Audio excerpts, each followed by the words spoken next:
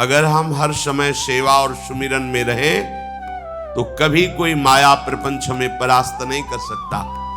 जहां हम सेवा सुमिरन से अलग हुए वहीं माया का प्रभाव पड़ता है। भगवान का शालिग्राम स्वरूप उनके पास था, खूब भाव से सेवा कर रहे थे। और नवीन अवस्था की कोमल हृदय वाली ये दोनों सखियां देख रही थी। इनके मन में आया ऐसे हम भी ठाकुर सेवा करेंगे। देखने से सुनने से हमारे हृदय में प्रभाव पड़ता है। गंदी बातें देखेंगे, गंदी बातें सुनेंगे, उसी का चिंतन होगा, हृदय गंदे आचरणों की प्रेरणा वाला बन जाएगा। अगर हम भागवतिक बातें सुनेंगे, भागवतिक दर्शन करेंगे तो भागवतिक चिंतन होगा, हृदय भागवतिक प्रेरणा वाला बन जाएगा। कई दिन संत भगवान रुके, रोज सेवा कीर्तन कथा। सरल हृदया उन दोनों सखियों में बात आई कि चल करके संत भगवान से कहते हमको भी ठाकुर जी दीजिए। दोनों ने चरण पकड़कर प्रार्थना की, गुरुदेव हमारे हृदय में भी इच्छा हो रही कि हमें ठाकुर सेवा मिले।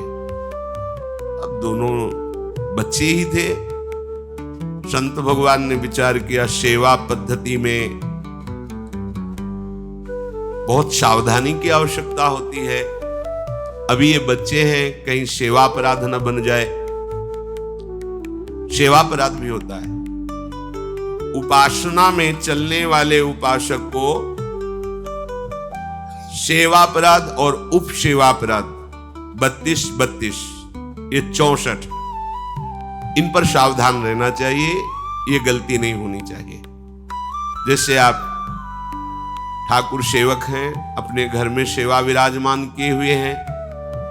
अब जैसे आपको ठाकुर जी के दर्शन के लिए जाना है,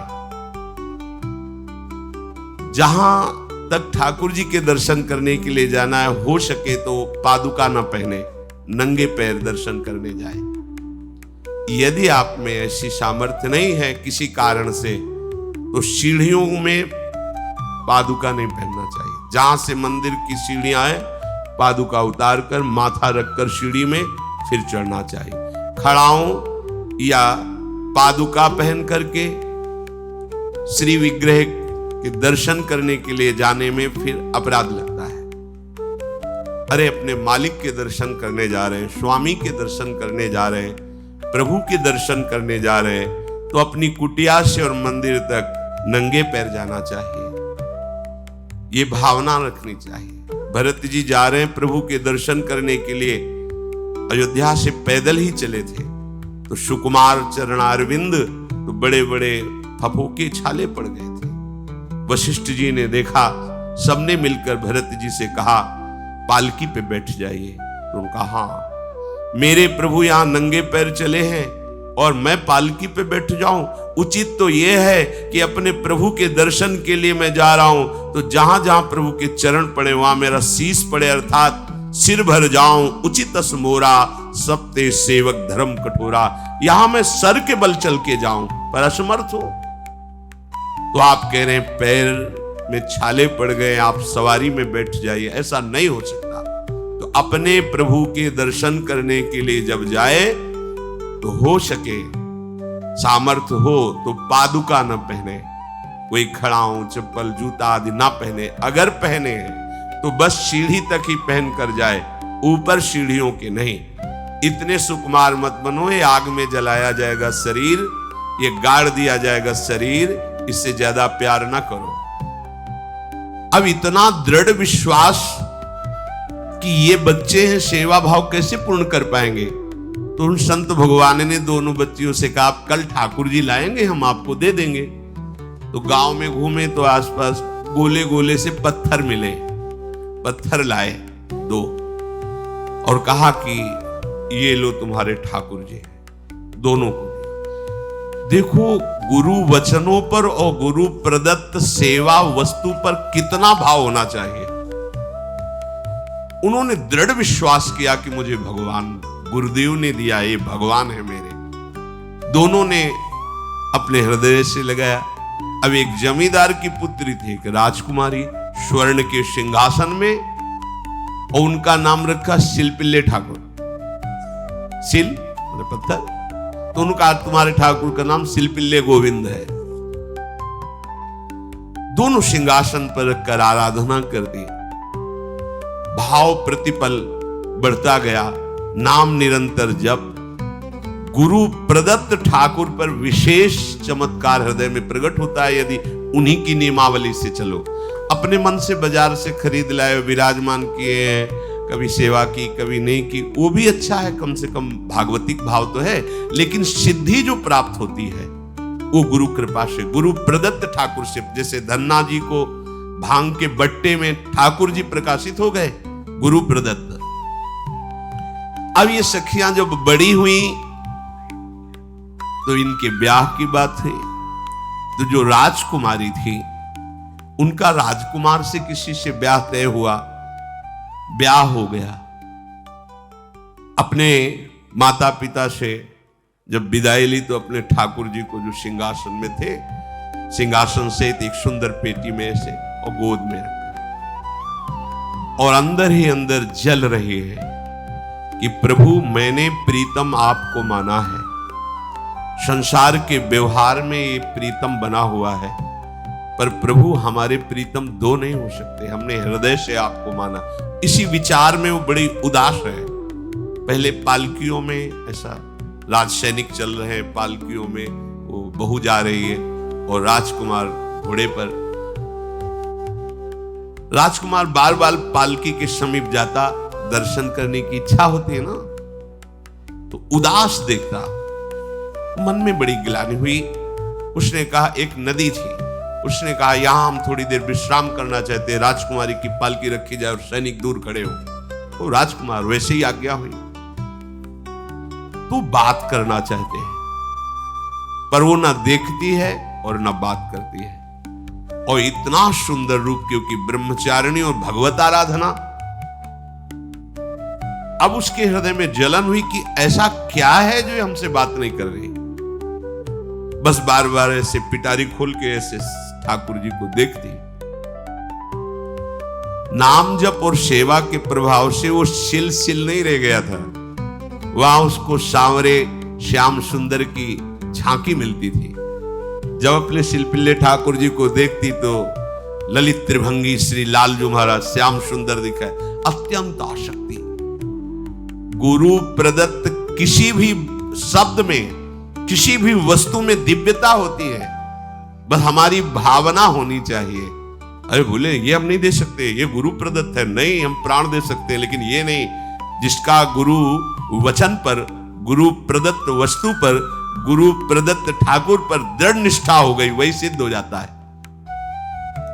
अब उसने समझ लिया कि पिटारी में जो कुछ है यही हमारे और राजकुमारी के बीच में बाधा है। दो चार दासियों को बुलाया और कहा इनको बातों में उलझाओ, पिटारी पीछे हमें दो। और प्रवीण दासियां उनको विनोद भाषा में, हंसी मजाक में बात, लेकिन वो उदासीन। धीरे से गोद में पेटी थी, ले ली, हम लिए हुए हैं, आप बातचीत में सारा, और पेटी उनको दे दी। राजकुमार ने राजकुमारी से कहा यही पेटी तो हमारे आपके बीच में बाधा, फेंक दी नदी में। अब तो जो उसके हृदय में पीड़ा हुई, भारी व्याकुलता। अब राजकुमार है, सैनिकों के साथ तुरंत पालकी उठवाई, महल ले गया। पर वो आसक्त है, इतनी सुंदर राजकुमारी, क्योंकि भागवतिक तेज से संपन्न में आकर्षण होता है। राजकुमारी ने कहा यदि हमारे ठाकुर नहीं तो मैं नहीं। आज से अन्न जल त्याग, प्राण त्याग दूंगी अगर हमारे ठाकुर जी हमारे समीप नहीं तो। आज से अब एक बूंद पा, कैसे पिए? अपने ठाकुर को भोग लगा के पाला है और ठाकुर जी फेंक दिए गए। भारी व्याकुलता, जैसे मीरा जी कहते दृश्य बिन दुख न लागे नहीं, न रात में नींद है न दिन में अन्न जल है, व्याकुलता। अब भयभीत हो गया राजकुमार। पूरा महल इस विषाद से हो गया कि अगर नवीन राजकुमारी प्राण त्याग देती है तो क्या होगा लोक समाज में, कि अभी नवीन राजकुमारी गई, ये लोग ऐसे निर्दयी हैं कि ऐसा व्यवहार किया कि उसने प्राण त्याग दिया। राजकुमार घुटने में आ गया, घुटने टेक कर राजकुमारी से कहा मैं तुम्हें दुखी नहीं करना चाहता, पर मैं तुमको छोड़ भी नहीं सकता। अब हमें आप वो उपाय बताओ जिससे आप मुस्कुरा दो, आप प्रसन्न हो जाओ। तो उनका, हम अपने ठाकुर के बिना जीवित नहीं रह सकती। यदि आप हमें जीवित देखना चाहते तो हमारे ठाकुर जी ला के दो। ठाकुर जी को नदी में फेंक दिया था। पारिवारिक जनों के साथ राजकुमार उस नदी के तट पर गए और राजकुमारी से कहा, तुम्हें इतना प्रेम ठाकुर जी से, तो तुमसे ठाकुर जी कितना प्रेम करते हैं? अगर तुमसे ठाकुर जी प्रेम करते हैं तो मुझे प्रमाणित कर दो, तो मैं जीवन भर तुम्हारी आज्ञा में रहूंगा। अच्छा, तो तुम ये देखना चाहते हो कि ठाकुर जी हमसे कितना प्रेम करते हैं? हाथ फैलाया और आर्त भाव से पुकारा कि गोविंद, अब आपके बिना मैंने जीवित नहीं रहा। अंदर से जे ही प्रार्थना की तो जल से सिंहासन सहित शिल्पिल्ले भगवान जैसे कोई वायु के प्रवाह में आ रहा हो, ऐसे आए और छाती से चिपक गए। पूरा परिवार राजकुमार ये देख रहा था। हृदय से ठाकुर जीवन भर के लिए दासत्व स्वीकार कर लिया और कहा, जैसी आप आज्ञा करोगे। जैसे मीरा जी, जब राणा जी से ब्याह हुआ तो प्रथम मिलन की रात में मीरा जी ने कहा, सावधान, तुम हमारे पति नहीं हो, मेरा सुहाग गिरधर से है, श्याम सुंदर ही मेरे पति हैं, व्यवहार में तुम पति बने हो। यदि हमारी बात समझ पा रहे हो तो जीवन में कभी हमारा स्पर्श मत करना, ये जीवन केवल गिरधर के लिए, दूसरे के लिए नहीं। उतर गए शैया से और जैसे सेवक होता है, बोले, अहो भाग्य, मुझे ये सौभाग्य मिला कि इतनी महाभाग्यवती की सेवा करने का। एकांत में मैं सदैव तुम्हारे शिष्य की तरह बर्ताव करूंगा, पर समाज में तुम्हें बहू की तरह बर्ताव करना होगा, नहीं तो लोग जीने नहीं देंगे। समाज में पत्नी की तरह और एकांत में गुरु शिष्य के, तुम हमारी गुरु होगी और हमसे ऐसा ही बर्ताव राणा ने किया, ऐसा ही उस राजकुमार ने। हमारी भागवतिक निष्ठा ऐसी होनी चाहिए कि जो गुरुजी ने मंत्र दिया है, जो गुरुजी ने उपासना दी है, उसमें दृढ़ विश्वास होना चाहिए। हमारे अंदर किंचन मात्र फिसलाव नहीं होना चाहिए।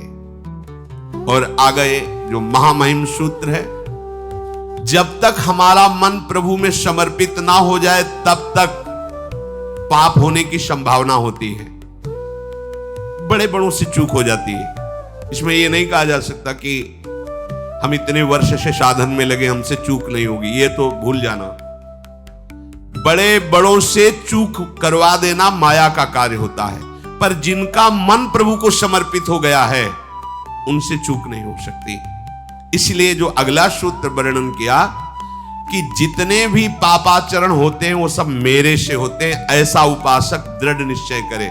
ऐसा नहीं कि पापाचरण भगवान से, भगवान करा रहे हैं। जिन लोगों का एक प्रश्न होता है कि जब सब कुछ भगवान करा रहे हैं, भगवान की इच्छा के बिना पत्ता भी नहीं हिलता, तो जो हम पापाचरण, गलत आचरण, वो भी तो भगवान ही करा रहे हैं। इस विषय को समझना है। आज के समाज का जो मानसिक स्तर है, जब हम त्याग की बात करते हैं कि गंदे आचरण नहीं करने चाहिए, तो जो समझाया जाता है, जो समझ है आज की आधुनिक, वो ये समझ है, कुछ ऐसे जनों ने ये निर्धारित भी किया है कि बहुत भोग कर लेने पर फिर समाधि की प्राप्ति होती है। अगर ऐसा होता तो लाखों लोग समाधि को प्राप्त होते, लाखों लोग बिना साधना के। क्यों? बचपन से लेकर के पूरे जीवन तक भोग ही भोग रहे, सब समाधि में पहुंच जाते हैं। प्रायः सबके दिमाग में बात बैठी है कि अगर हम भोग ले तो हम मन को समझा सकते हैं, लेकिन आप बात अनुभव की समझ लीजिए कि आप भोगने के लिए जे ही गए तो मन के गुलाम बन करके गया, वो कभी तुम्हें मुक्त होने का अवसर नहीं देगा। और आज तक किसी ने भी ऐसा नहीं कहा भोग भोगने के बाद कि आज के बाद मैं प्रण करता हूं, मैंने जान लिया कि इसमें सुख नहीं है, आज के बाद कभी भोग नहीं भोगूंगा। कभी किसी ने नहीं कहा। सबको इस दलदल में गिरने के बाद सदगुरु या भगवान ने ही निकाला है, स्वयं आज तक कोई निकल नहीं पाया, कोई नहीं निकल पाया। ये ऐसा दलदल है। पर लोगों की भ्रांति रहती है कि ये जो मेरा मन जिन भोगों के लिए लालायित हो रहा है, उन भोगों को खूब भोगूं, फिर बाद में अनुभव जब हो जाएगा तब हम इनका त्याग करके फिर भजन मार्ग में चलेंगे। जो भजन मार्ग में चलते हैं उनके मन में भी लगा रहता है कि अगर एक बार भोग लूं तो मन को समझा तो सकता हूं। यह है आधुनिक सोच, यह है हमारे मानसिक सोच का स्तर। सब लोग देख लीजिए। अब भागवतिक सोच और शास्त्र सिद्धांत का जो मत है वो ये है, ये डंके की चोट से गाया गया है और इसी मार्ग में चल करके समाधि को प्राप्त हुए महापुरुष। एक भी कोई ऐसा समाधिस्थ महापुरुष बता दिया जाए विश्व में जिसने भोगों के भोगने के बाद समाधि को प्राप्त हुआ हो। जैसे हम भोजन कर लेते हैं तो लगता है अब कुछ नहीं, लेकिन 6 घंटे व्यतीत होते होते पर्चा बन जाएगा कि ये चीज फिर चाहिए खाने को। ऐसे ही कोई भोग भोगने के बाद कुछ क्षण के लिए उससे विरति हो जाती है, ठीक है, लेकिन फिर कुछ मिनट होने के बाद फिर नई स्फुरना, नया संकल्प, नई क्रिया, नई भोग वासना सब हृदय में देख लो। इसके लिए किसी और से सलाह लेने की जरूरत नहीं है। इसलिए ये जो संतों का मत है, शास्त्र का मत है कि भोगों के भोगने से भोग वासना दृढ़ होती है, कामना बढ़ती है, ना कि शांति मिलती है। लेकिन आधुनिकता में भोगों को भोगने से शांति मिलती है, ऐसी धारणा बनी हुई है और ये गलत है। और ये इतनी गलत हो जाती है कि हम हत्या करने लगते हैं, हिंसा करने लगते हैं, पूज्य जनों के साथ दुर्व्यवहार करने लगते हैं। आज तक भोगों में इति नहीं हुई। देवयानी जी भगवान शुक्राचार्य जी की पुत्री हैं। वो इतनी सुंदर हैं कि कोई अप्सरा भी उनसे होड़ नहीं कर सकती, क्योंकि भगवान शुक्राचार्य की पुत्री जितेंद्री, पवित्र, भगवत आराधन संपन्न। बड़ा प्रसंग है, उसको ना लेते हुए हम सारांश में बता रहे। वृषपर्वा की पुत्री शर्मिष्ठा, ये असुर राजकुमारी है। दैत्यराज वृषपर्वा, उनकी पुत्री शर्मिष्ठा, और दैत्य गुरु भगवान शुक्राचार्य, उनकी पुत्री देवयानी बड़े समाज के साथ जंगल में गई हुई थी। एक बड़ा दिव्य सरोवर था, तुलसी में सब राजकुमारियां स्नान कर रही थी। अचानक वहां से कोई महात्मा निकले तो जल्दी में सबने वस्त्र धारण किए। तो शर्मिष्ठा के वस्त्र देवयानी ने और देवयानी के वस्त्र शर्मिष्ठा, वो महात्मा निकल गए। वहां कोई उनको टिकना तो था नहीं। देवयानी ने देखा कि मेरे पवित्र वस्त्र, देवयानी ने वस्त्र धारण नहीं किया शर्मिष्ठा। जो महात्मा चले तो देखा कि हमारे वस्त्र ये राजपुत्री शर्मिष्ठा धारण किए। तो उनका तुझे पता है मेरे वस्त्रों को स्पर्श करने का भी तेरे को अधिकार नहीं, तूने धारण कैसे कर लिया? तो उनका ज्यादा मत बोल, इतना गुमान करके मत बोल। जैसे सब सेवक पलते हैं मेरे महाराज से, ऐसे तेरा पिता और तू भी मेरे महाराज के द्वारा ही पोषित है, क्योंकि वो तो राजा है, सारी सेवाएं वही देते हैं। ऐसा नहीं बोलना चाहिए, क्योंकि गुरु पुत्री है, आचार्य पुत्री है और सम्माननीय है। पर ऐसा वो बोल गई शर्मिष्ठा। देवयानी ने कहा तुझे पता है अगर मेरे पिता की दृष्टि बदल जाए तो 2 मिनट में देवता तेरे पिता सहित संपूर्ण राज्य को नष्ट कर देंगे। मेरे पिताजी के भय से ही देवता आक्रमण नहीं कर। शुक्राचार्य मंत्रवेत्ता है। ज्यादा बात बढ़ गई तो राजकुमारी का शासन चलता है। उसने कहा इस गुरुपुत्री को उठाकर कुएं में डाल दिया जाए। और उस समय वस्त्र धारण नहीं की हुई थी, उनको उसी स्थिति में डाल दिया गया और वो चली गई। उसी समय शिकार खेलने के लिए महाराज ययाति चक्रवर्ती सम्राट तो आवाज सुनी। सैनिकों ने बताया कि कोई देवपुत्री है, दिव्य तेज प्रकाशित हो रहा है उनके शरीर से, और दूर से देखा है ऐसा लग रहा है कि शायद वो वस्त्रहीन भी है। उन्होंने कहा तुम लोग दूर जाओ, और स्वयं महाराज ययाति गए और उनको तो जब हाथ पकड़ के निकाला और अपने वस्त्र से उनको आवेष्टित किया तो उन्होंने कहा कि हमारी आर्य मर्यादा है, एक बार आपने हमारे शरीर को देख लिया और हमारे हाथ को पकड़ लिया, अब आप हमारे जीवन भर के लिए पति स्वरूप हैं, स्वीकार कीजिए। तो उन्होंने कहा कि देवपुत्री मैं तो आपका परिचय भी नहीं जानता हूं, आप कौन हैं? तो उन्होंने कहा भगवान शुक्राचार्य की पुत्री देवयानी। घुटने पे हो गए तत्काल। उन्होंने कहा इतने बड़े महापुरुष की पुत्री के साथ मैं ब्याह कर सकूं, मेरी सामर्थ्य नहीं, क्योंकि मैं क्षत्रिय कुल में प्रकट हुआ राज परिवार से हूं और वो तो देवताओं के द्वारा भी वंदनीय है शुक्राचार्य जी।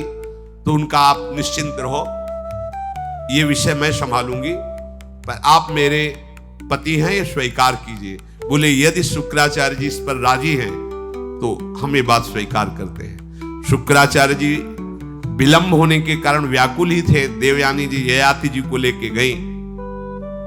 बड़ा प्रसंग है, पर उन्होंने कहा जब आप राजी हैं तो हम राजी हैं। शुक्राचार्य जी राजी हुए और वृषपर्वा को सूचना दिया कि मैं तुम्हारे राज्य को त्याग कर जा रहा हूं।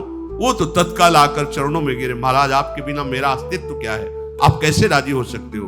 बोले मेरी पुत्री को दिगंबर करके कुएं में डाल दिया गया, मैं इस अपराध से बिल्कुल तुम्हें माफ नहीं कर सकती। बोले कोई उपाय?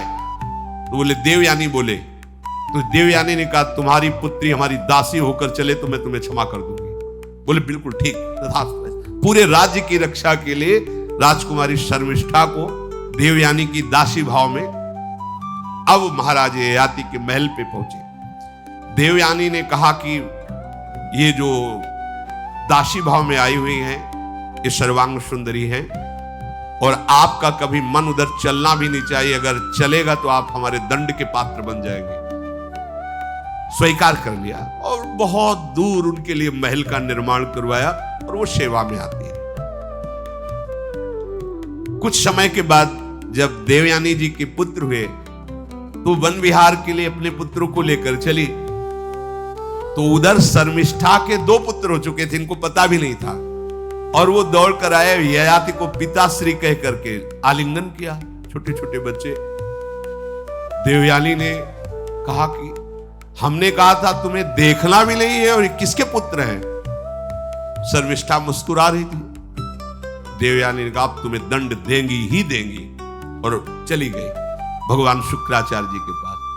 ययाति भयभीत होकर के गए और शुक्राचार्य से प्रार्थना करे क्षमा कीजिए मुझसे गलती हो गई। और शर्मिष्ठा से ऐसे नहीं मिले। शर्मिष्ठा ने कहा था कि आप जानते हैं कि मैं दासी नहीं हूं, मैं राजकुमारी हूं, ईर्ष्यावश दासी बना करके लाई गई हूं, और मेरी सखी के पति हो इसलिए आप मेरे भी पति हो, मेरा अधिकार है आपसे संतान उत्पन्न करने का, शास्त्रीय सिद्धांत है। शुक्राचार्य जी ने कहा कि जो देवयानी कहेंगी वही हम मानेंगे, क्योंकि मेरी पुत्री है। क्या चाहती हो? तो बोले पुरुषत्व से इनको हीन कर दो। गुस्सा में आके शुक्राचार्य जी ने कहा तथास्तु। उसी समय महाराज ययाति पुरुषत्व से हीन हो गए और वृद्धावस्था छा गई शरीर में। अब ययाति ने कहा अब सुखी रहोगे तुम। अब देवयानी को भी होश आया कि ये तो क्या हमने अपना ही सर्वनाश कर लिया। कहा पिताजी अब इसका सुधार कैसे होगा? तो बोले जो पुत्र अपनी यौवन अवस्था दे देगा वही यौवन अवस्था इनके ऊपर आ जाएगी, वृद्धावस्था उसके पास चली जाएगी। महाराज ययाति ने अपने बड़े पुत्र यदु जी से कहा, तो उन्होंने कहा इसका प्रयोग कहां होगा? मां के साथ कदापि नहीं। मेरी यौवन अवस्था का प्रयोग मेरी मां के साथ कदापि नहीं, क्योंकि वो बड़े ज्ञानी महात्मा, इन्हीं के वंश में भगवान श्री कृष्ण का प्रादुर्भाव हुआ, इसलिए यदुवंशी कहेगा। सबसे छोटे, शायद उनका नाम पुरु ऐसा कुछ, उन्होंने कहा यह जीवन पिता का दिया हुआ है, इस पर पूरा अधिकार है, आप स्वीकार कीजिए। तत्काल वो वृद्ध हो गए, वो जवान हो गए। कई हजार वर्ष तक उन्होंने अपने पुत्र की आयु का विषयों में सेवन किया। फिर उनके मन में एक दिन बहुत घृणा हुई, धिक्कार है मेरे जीवन को और धिक्कार है इस भोगा शक्ति को। अपनी आयु तो गंवा ही दी, अपने पुत्र की भी आयु गंवा दी, फिर भी वैसे ही भोग वासना। तो उन्होंने सबको शिक्षा देने के लिए बात कही, यत् पृथिव्यां व्रीह्यवं हिरण्यं पशवः स्त्रियः न दुह्यन्ति मनः प्रीतिं पुंसः कामः तस्यते न जातु कामः कामानाम् उपभोगेन साम्यति हविषा कृष्णवर्तमेव भूय एवाभिवर्धते यदा न कुरुते भावं सर्वभूतेष्वमङ्गलं समदृष्टेस्तदा पुंसः सर्वा सुखमया दिशा या दुस्त्यजा दुर्मति भीर्जीर्यतो या न जीर्यते ताम तृष्णा दुःख निवहाम शर्म कामो द्रुतम त्यजेत। जिसका हृदय काम से व्याकुल हो गया है, उसको त्रिभुवन की सारी सुंदरी स्त्रियां दे दी जाएं, जौ धान्य स्वर्ण पशु सब वैभव, तो भी वो कभी तृप्त नहीं हो सकता। ये महाराज ये आती कानून त्रिभुवन की विषय भोग भोगने से भोग वासना शांत नहीं होती, वरम और प्रबल हो जाती है। जैसे घी की आहुति डालने पर आग भड़क उठती है, वैसे ही भोगों को भोगते हुए रहने पर भोग वासनाएं प्रबल रूप धारण कर लेती है और वो इतना कमजोर हो जाता है कि सोचता है मैं इसके बिना जी नहीं सकता। जब मनुष्य किसी भी प्राणी से राग कर बैठता है तो उसके हृदय की सामर्थ्य नष्ट हो जाती है। किसी भी, देखो ना, छोटे छोटे नशाओं में इतना हम आसक्त हो जाते हैं, अब हम इसके बिना जी नहीं सकते। किसी भी वस्तु का जब हम भोग करते, इसके बिना जी नहीं सकते। इसलिए सबको संदेश महाराज ये आती देते हैं, यदि तुम अपनी कामना को शांत करने वाले, रोकने वाले बन गए तो दसों दिशाएं तुम्हारे लिए सुखमयी हो जाएंगी। विषयी पुरुष को तृष्णा रात दिन जलाती रहती है, बहुत भोग भोगने पर भी वो कभी शांति या तृप्ति प्राप्त नहीं कर पाता। इसलिए जब हम भगवत मार्ग में चलते हैं तो ये तृष्णा और कामना ये डाइन की तरह हमारे हृदय में लगी रहती है। तृष्णा भोगे हुए भोग को बार बार भोगने की इच्छा, कामना सुने हुए देखे हुए भोगों को भोगने की इच्छा। तो उपासक जब तक अपने मन को प्रभु में नहीं दे पाता तब तक मन ये धोखा दे देता है। इसलिए बहुत सावधान रहना चाहिए। प्रभु की शरण में होकर के नाम जप करो और सदैव गुरुजनों की आज्ञा पर रहो, तो ये काम कामना वासना ममता आसक्ति राग द्वेष ये तुम्हें बांध नहीं पाएंगे। इनकी कृपा से आपको भगवत साक्षात्कार हो जाएगा। गुरु वाणी, संतों की वाणी ये हमारा जीवन बन जाए। अगर ये जीवन नहीं है तो फिर मन हमें ऐसी जगह फंसा देगा जहां से हम निकल नहीं पाएंगे। इसलिए सावधान होकर जीवन व्यतीत कीजिए। बड़ा अमूल्य जीवन है, अमूल्य जीवन का लाभ है भगवत प्राप्ति, भगवत साक्षात्कार। श्री राधा वल्लभ लाल।